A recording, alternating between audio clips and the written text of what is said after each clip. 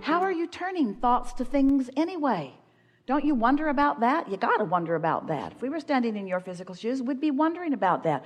Abraham, you're blabbing all day, every day about this vibrational universe, and here we are with flesh, blood, bone, stuff, sticks, rocks, things. How do these thoughts that are in the vortex end up in a reality out here on the leading edge? And we say, you realize them into being. You realize them into being. So you're so... We love you so much. You are so, you know what's coming next. We love you so much. You are so infatuated with your ability to define reality through your physical senses that all that stuff that's been created before that you can now see and hear and smell and taste and touch because it's been around, you've been defining it through your eyes for so long, you've got this misunderstanding. Don't you wonder how the expansion takes place? Do you know you're not trucking in stuff from other planets? There's no resources coming in from other places. You are the bunch of you in a very lovely balance, interacting with each other and coming to conclusions of things that you prefer. And those preferences become a vibrational reality that you gradually make your way into realization of. There's a key here, the word realization. Best word Esther has ever found to express a point that we were wanting to make in a moment. You realize it. This morning, Esther had a hairbrush that she was combing her hair with because she was waiting for her breakfast. She was doing it at her dining room table because she wanted to be sure that she heard the knock on the door when the food arrived. So she'd brought all of her things in. It was funny, all of her contraptions in the living room instead of in the bathroom. And she dropped it, and it bounced into another world.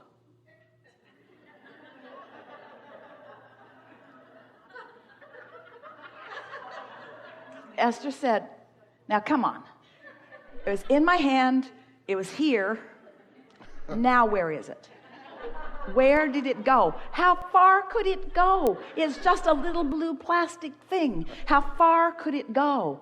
It was way across the room, and it was faster than the eye could see. It was faster than her ability to comprehend it. It moved faster than she could see it. And so what you want to do, silly analogy we know, it was there. She eventually found it. She couldn't believe where she found it. Couldn't believe it. And she thought, that was like a magic trick. It's like I did a magic trick on myself because it went much further than the momentum seemed to indicate that it should have gone. Well, we want you to begin noticing that you're turning thoughts to things. You're turning thoughts to things. You're turning thoughts to emotions. You're turning vibration to emotion. You are discerning vibration. Think about that bowl and think about how the vibration still exists. Every vibration that has ever been on, every thought that has ever been thought still exists. This is the time for mastery of vibration because there is more vibration in the mix than ever before. And so when you, brilliant, genius creators that you are, when you tune, when you understand that it is a vibrational universe and you understand, the importance, the value, the perfection of your emotions, which are the key to your mastery of your energy. Not the mastery to the energy of the world. That's all in perfect place. The key to the mastery of the energy between you and you. The mastery, all you got to do is master the energy between your desire and your belief. That's your mastery endeavor. Which means just got to soothe yourself, just got to soothe yourself, just got to soothe yourself.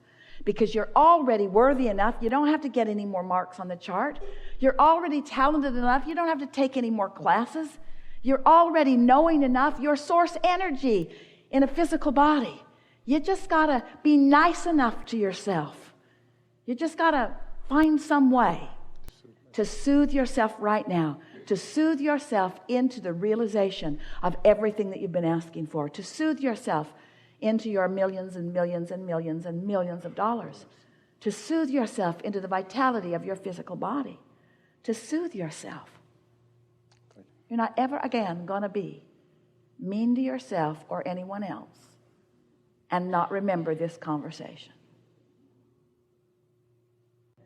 Well, if you've come that far, then everything is going to be easy for you. There's just one more piece that is essential that we want you to be able to emphatically say yes to. Do you care about how you feel? Because that's the piece right there. That's the piece that matters the most. Because if you care about how you feel, then you're willing, if something comes up and when you think about it, it just tears you up, don't think about it. But then you say, Abraham, you crazy ghost. I cannot think about that because it's big. It matters to me. It's big. It's big. Don't ask me to not think about something that I care so much about that is so big. And we say, we know, we get that. So find a way to think about it that doesn't hurt you. Find a way to think about it that you can live with. Find a way to think about it that feels better. Try to find relief about that now. What? Well, you can do it by getting more general. Because when you think about, oh, what am I going to do about this? How can I fix this? Oh, this is out of my control. I don't know what to do. As you flail around in those kinds of thoughts, you just hold yourself in vibrational discord to the very desire that the situation has given birth to within you. When you think about how it happened, what caused it, you get all balled up in that. And you can spend endless hours and days, weeks, months, years. You can spend lifetimes focused upon details that just get you all vibrationally out of whack. And yet you're detailed oriented. We know you are. You like to be. We want you to be. We just don't want you to get into the details of the things you don't want, just the details of the things that you do want. Now, we know that scrambles your brain a little bit, but here's what we really are saying to you. There is momentum in everything because law of attraction sees to it. So when you think a thought and you stay focused on that thought, momentum grows on that thought. That thought becomes faster and therefore more detailed. So the more you focus upon something, the more detail it begins to generate within you. So if a problem has manifested for you or someone you care about, and you're focused upon the what is of that problem, as you're focused upon the what is of that problem, there's enough momentum in that thought that it's difficult. We would even say not likely. We would even say not probable. We would even say not possible. When a thought has a lot of momentum and you care about it, it's not possible for you to take your attention away from it. So Abraham, what are you saying? You just said think about what we want, not about what we don't want. Now you've just said sometimes what you don't want is so big that you can't not think about it. How are you going to get out of this one, Abraham? Because you have the ability to think about it in softer terms. You have the ability to think about it in terms of energy. You have the ability to think about it in terms of vibration rather than in terms of detail. But you got to give yourself an opportunity to break the momentum, which means you got to take a nap. When you sleep, momentum stops. You could pick it up right where you left off, and often do, usually do, most always do, but you don't need to. You could wake up because for a moment the momentum stopped, and you could choose a better feeling thought if you thought about choosing a better feeling thought, and if you care about feeling good. You see what we're getting at? When you meditate, when you quiet your mind, you stop the momentum of thought. You have a better opportunity to get it off in the direction of what you mean to, you see. So here's the way it works for you in terms of emotion. This is how your guidance system works. So let's say you're thinking about something that you want, and as you think about something that you want, it's general. I want that because I want to feel good. But as you think about it longer, more and more details begin to flow into your mind. And so stay with us conceptually here just for a moment. As you think a thought, law of attraction will yield another thought like it to it. 17 seconds is all that takes for that thought to generate more momentum. Another 17 seconds, more momentum. So as you're thinking about what you want, not weighing the pros and the cons, not thinking about what you want and noticing that you don't have it, just softly, like you did when you were little, pondering what you want, thinking about what you want, the momentum of that wanted thought will become more and more and more. And that is a really nice thing for you to do for yourself, because as that thought gains momentum and it has no resistance in it, the thought feels good. And you would say, I'm excited about this. You would say, I'm so happy about this. You would say, I feel exhilaration about this. I'm passionate about that. You say that about things, don't you? Well, that's why. Because you've got faster momentum going. Now, if the momentum isn't going fast, you might say things like, I feel satisfaction in this, or, oh, I'm feeling easy about this. No resistance, but there's also not very much momentum. So, as you are understanding that you are offering vibration, and as you are offering vibration, offering thought, that momentum is always underway, because law of attraction is always underway while you're focused like that. So now let's introduce the other aspect to it that often happens for you. You're offering the vibration of desire, but you're also worrying about it happening. And as you worry about it happening, that part of your thought is gaining momentum too. Having a little sound dropping in and out. Is all well over there? You think it's this microphone? Do you think it's this microphone? That might be a good idea, because there's no point in wasting words on ears alone.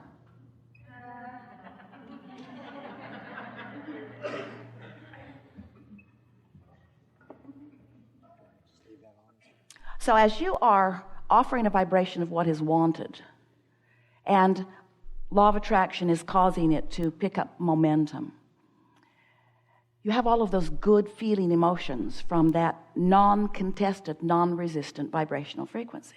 So now, let's say you are introducing some thoughts to the contrary. You're focused upon it not happening, or you're worrying about it not happening, or you're wondering about why it isn't happening. Those thoughts, also because of law of attraction, are gaining momentum too. So here's what happens. When you are thinking a thought that is non-resisted, and law of attraction causes more and more and more and more and more and more and more and more and more momentum, the emotion within you feels better and better and better and better and better and better and better. But if you are, like most people are, weighing the pros and the cons and the pluses and the minuses, thinking about what you want and wondering about it and thinking about what you want, now law of attraction is responding to both vibrations that you consistently have active within you. And as law of attraction is responding to both of them, what happens is a sort of wobble in your vibration becomes more and more prominent. Until the more you think about what you want, and the more you notice it isn't coming, the more you want it, the greater risk in not having it. Sometimes you can get a really big wobble going on, and that's what those stronger negative emotions are about. Sometimes people say, well, maybe I should just not want something. And we say, that's not possible, because your life has caused you to launch the rocket, and the source within you is on it. In other words, you cannot stop your wobble by stopping your desire, because your desire won't stop. And you know why? Because the source within you is focused upon it in such a powerful way. Does that make sense to you? When you want something, you have a trajectory that was in place within you before you even came into this physical body. This trajectory of well-being, of worthiness, of high-mindedness, of powerful creation. Did we say worthiness, worthiness, worthiness, well-beingness? This is the trajectory that you had going on. So when something in your life experience causes you to contradict that, you start a wobble. And that wobble never feels good. It never felt good. It will never feel good.